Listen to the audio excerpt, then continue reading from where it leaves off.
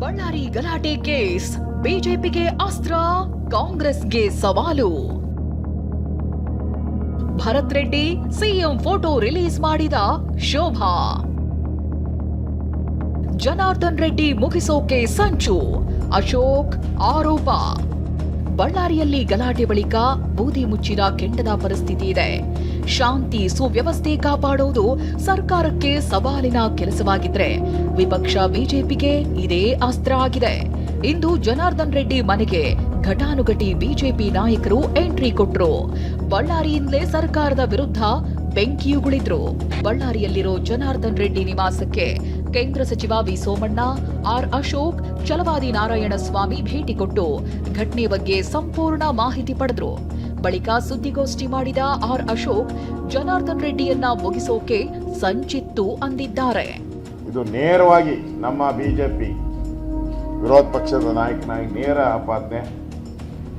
ಜನಾರ್ದನ್ ರೆಡ್ಡಿ ಅವ್ರನ್ನ ಟಾರ್ಗೆಟ್ ಮಾಡಿ ಅವ್ರನ್ನ ಮುಗಿಸ್ಬೇಕು ಅಂತ ಬಂದಿರೋಂಥ ಸಂಚು. ಇದರಲ್ಲಿ ಎರಡು ಮಾತಿಲ್ಲ. ಇದರಲ್ಲಿ ನೇರ ನಮ್ಮ ಆಪಾದನೆ. ಈ ಘಟನೆಯನ್ನ ನಡೆದ ತಕ್ಷಣ ಗೃಹ ಸಚಿವರು ಯಾರಿಗೆ ಫೋನ್ ಮಾಡಬೇಕಾಗಿತ್ತು? ಯಾರ ಮೇಲೆ ಗುಂಡಾರಿಸಿದಾರೋ ಅವ್ರಿಗೆ ಫೋನ್ ಮಾಡಬೇಕಾಗಿತ್ತು. ಏನಾನ ಅಪಾಯ ಆಗಿದೆಯಾ, ಏನಾನ ತೊಂದರೆ ಆಗಿದೆಯಾ, ನಿಮ್ಗೆ ಸೆಕ್ಯೂರಿಟಿ ಬೇಕಾ,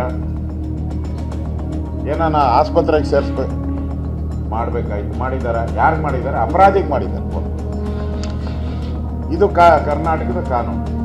ಜನಾರ್ದನ್ ರೆಡ್ಡಿ ಮೇಲೆ ಗುರಿ ಇತ್ತು, ಆದ್ರೆ ಬೇರೆಯವರು ಬಲಿಯಾದ್ರು ಅಂತ ಕೇಂದ್ರ ಸಚಿವ ವಿ ಸೋಮಣ್ಣ ಹೇಳಿದ್ರು. ಅವತ್ತು ಭಗವಂತನ ರೂಪದಲ್ಲಿ ರಾಮುಲೂರು ಬಂದು ಅಲ್ಲಿ ನಿಂತ್ಕೊಂಡಿದ್ರಿಂದ ಯಾರಿಗೋ ಹೊಡಿಬೇಕಾದ ಏಟು ಯಾವ ಪಾಪ ಮಾಡಿದ್ರು ಅವ್ರಿಗೆ ಗುರಿ ಆಯ್ತು. ಆ ಗುರಿ ಯಾರ ಮೇಲೆ ಇಟ್ಟಿದ್ದು ನೀವು? ರಾಮುಲೂರ್ ಮೇಲಲ್ಲ, ಜನಾರ್ದನ್ ರೆಡ್ಡಿ ಅವ್ರ ಮೇಲೆ. ಶಾಸಕ ಭರತ್ ರೆಡ್ಡಿ ಮೇಲೆ ಎಫ್ಐಆರ್ ಆದ್ರೂ ಯಾವ ಕ್ರಮ ಇಲ್ಲ. ಭರತ್ ರೆಡ್ಡಿ ಜೊತೆ ಸಿದ್ದರಾಮಯ್ಯ ಫೋಟೋ ಕೂಡ ತೆಗೆಸಿಕೊಳ್ತಾರೆ ಅಂತ ಕೇಂದ್ರ ಸಚಿವೆ ಶೋಭಾ ಆಕ್ರೋಶ ಹೊರಹಾಕಿದ್ರು. ಭರತ್ ರೆಡ್ಡಿ ಅವರ ಮೇಲೆ ಎಫ್ಐಆರ್ ಆಯ್ತು. ಮುಖ್ಯಮಂತ್ರಿಗಳೇ ನಿನ್ನೆ ಅವರ ಜೊತೆ ಕೂತ್ಕೊಂಡು ಫೋಟೋ ತೆಗೆಸ್ಕೊಂತೀರಿ, ಮಾತಾಡ್ತೀರಿ. ಯಾರ ವಿರುದ್ಧ ಷಡ್ಯಂತ್ರ ಮಾಡಿದ್ರಿ? ನಿನ್ನೆ ಭರತ್ ರೆಡ್ಡಿ ಅವರ ಜೊತೆ ಕೂತ್ಕೊಂಡು ಉಸ್ತುವಾರಿ ಸಚಿವರು ಮತ್ತು ನೀವು ಯಾರ ವಿರುದ್ಧ ಷಡ್ಯಂತ್ರ ಮಾಡಿದ್ರಿ? ಈ ಫೋಟೋದ ಅರ್ಥ ಏನು? ಎಸ್ಪಿ ಪವನ್ ಯಾವ ಸ್ಟೇಜ್ ನಲ್ಲಿದ್ದ ನಂಗೊತ್ತು ಅಂತ ಡಿಸಿಎಂ ಡಿಕೆಶಿ ಹೇಳಿದ್ರು. ಇದಕ್ಕೆ ತಿರುಗೇಟು ಕೊಟ್ಟ ಕೇಂದ್ರ ಸಚಿವೆ ಶೋಭಾ, ಆತ್ಮಹತ್ಯೆಗೆ ಯತ್ನಿಸಿ ಆಸ್ಪತ್ರೆ ಸೇರೋ ಸ್ಥಿತಿ ಬಂದಿದೆ ಅಂದ್ರು. ನಾನು ಎಸ್ಪಿ ಯಾವ ಸ್ಟೇಜಲ್ಲಿ ನನ್ನ ಹತ್ರ ಮಾತಾಡಿದೆ ಅಂತ ನನಗೂ ಅನುಭವ ಇದೆ. ನನ್ನ ಫೋನಿಂದನೇ ನಾನು ಮಾತಾಡಿದ್ದೀನಿ. ಏನು ಆನ್ಸರ್ ಮಾಡಬೇಕಾಗಿತ್ತು ಎತ್ತ ಅಂತ ಮಾತಾಡಿದ್ದೀನಿ. ಹಿಂದೆ ಇದ್ದು ಎಸ್ಪಿಗೂ ಮಾತಾಡಿದ್ದೀನಿ, IG ಗೂ ಮಾತಾಡಿದ್ದೀನಿ, MLAಗೂ ಮಾತಾಡಿದ್ದೀನಿ, ಬೇರೆ ಲೀಡರ್ಸ್ಗೂ ಮಾತಾಡಿದ್ದೀನಿ. Because we are concern, including Sriramulu ನನಗೆ ಫೋನ್ ಮಾಡಿದರು. ಈ ರೀತಿ ಇಂಥ ಸಂದರ್ಭ ಆಗಿದೆ ಅಂತೇಳಿ ತಕ್ಷಣ ನಾನು ಪೊಲೀಸ್ ಅಲರ್ಟ್ ಮಾಡಿದ್ದೀನಿ. ನನಗೆ ಪಾರ್ಟಿ ಪಕ್ಷ ಮುಖ್ಯ ಅಲ್ಲ, ಆಗಿ ನಮಗೆ ಶಾಂತಿ ಬೇಕು. ಇದೇ ಆರೋಪ ಇವತ್ತು ನೆಜ್ಜೂರ್ ಮೇಲೆ ಮಾಡ್ತಾರೆ. ಅವನು ಯಾವ ಸ್ಥಿತಿಯಲ್ಲಿದ್ದಾನೆ ಅಂತೇಳಿ. ಅವನು ಯಾವ ಸ್ಥಿತಿಯಲ್ಲಿದ್ದಾನೆ?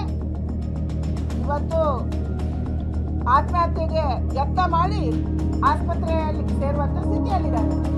ಇದನ್ನು ಸರ್ಕಾರ ಒಪ್ಕೋಬೇಕಂದ್ರೆ ನೀವು ಹೇಳ್ತೀವಲ್ಲ, ನಾಯಿಯನ್ನು ಕೊಲ್ಲಬೇಕು ಅಂದ್ರೆ ಟೆಲ್ ಮ್ಯಾಡ್ ಅಂಡ್ ಇದು ಕೊಂದಾಕ್ಕೊಂತೀವಿ. ಬಳ್ಳಾರಿಯಲ್ಲಿ ರಿಪಬ್ಲಿಕ್ ಆಫ್ ಕಾಂಗ್ರೆಸ್ ಆಗ್ತಿದೆ ಅಂತ ಕೇಂದ್ರ ಸಚಿವ ಜೋಶಿ ಆರೋಪ ಮಾಡಿದ್ರು. ಅವ್ರ ಮನೆ ಮೇಲೆ ಗುಂಡು ಹಾರಿಸೋದು ಏನ್ ನಡೆಸಿರಿ? ರಿಪಬ್ಲಿಕ್ ಆಫ್ ಕಾಂಗ್ರೆಸ್ ಹೇಗದ? ಅಥವಾ ರಿಪಬ್ಲಿಕ್ ಆಫ್ ಯಾರೋ MLA ಇದಾರಲ್ಲ, ನಾರಾ ಭರತ್ ರೆಡ್ಡಿ ಇದ್ದಾರೆ. ಈ ರೀತಿ ಯಾರೇ ತಪ್ಪು ಮಾಡಲಿ, ಬಿಜೆಪಿ ಅವ್ರು ಮಾಡಲಿ, ಕಾಂಗ್ರೆಸ್ ಮಾಡಲಿ, ಈ ರೀತಿ ಆದಂಥದ್ದು ಅಟ್ಲೀಸ್ಟ್. ಅದೇನೇ ಹೇಳಿ, ಬಳ್ಳಾರಿ ಗಲಾಟೆ ವಿಚಾರದಲ್ಲಿ ಪಾಲಿಟಿಕ್ಸ್ ಜೋರಾಗಿ ನಡೆಯುತ್ತಿದೆ. ಬೂದಿ ಮುಚ್ಚಿದ ಕೆಂಡದಂತ ಪರಿಸ್ಥಿತಿ ಇದೆ.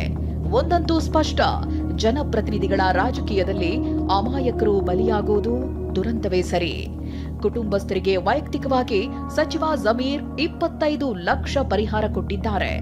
ಆದರೆ ಹೋದ ಜೀವ ಮತ್ತೆ ಬರುವುದಿಲ್ಲ. ಸಂಬಂಧಿಕರು ಕಣ್ಣೀರಿನಲ್ಲಿ ಕೈ ತೊಳೆಯೋ ಪರಿಸ್ಥಿತಿ ತಂದಿಟ್ಟಿದೆ. Bureau report, TV9.